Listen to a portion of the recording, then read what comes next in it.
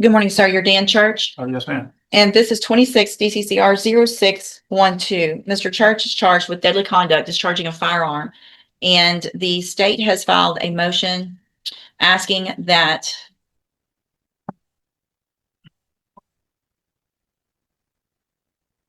well, I'm looking at the state's motion. The motion it says aggravated assault, but the charge is deadly conduct.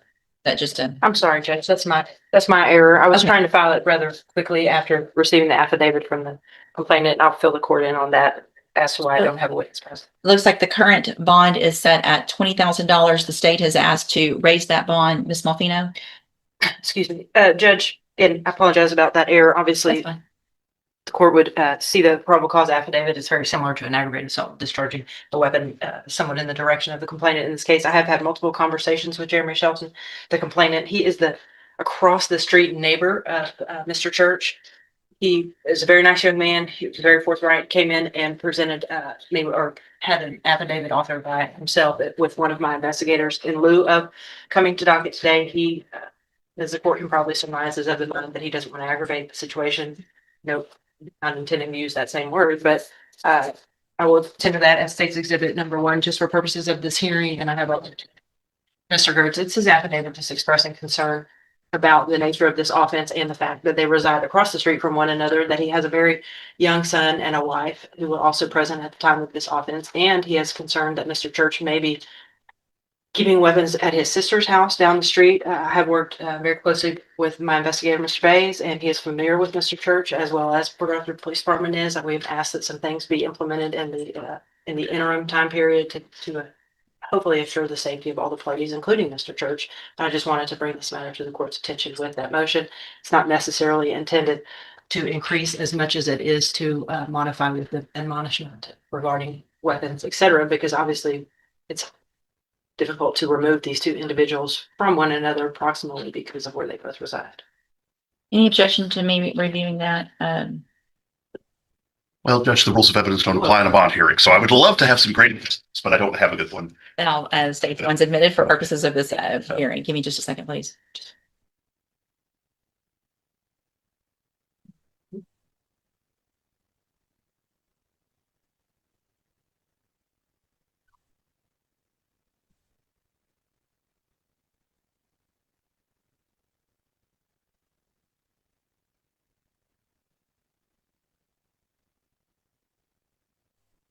Mr. Gertz?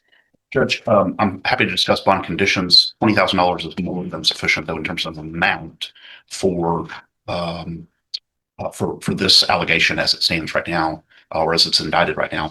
I would, Mr. Church wouldn't, I think, object to the normal conditions of not having any contact with complainant, not possessing any weapons. Those are already conditions. Right. I'm not sure what else, what else the court could impose, because of the proximity of their homes without infringing on his constitutional property rights of his own. But I think the fact that he's, hired counsel has shown up to court is he's taken this seriously. He's not been threatening the complainant or anything of that nature. I understand the complainant may have concerns, but those are the complainant's concerns. They're not being triggered by anything, no pun intended, by anything that Mr. Church has done since his arrest or his indictment. And so,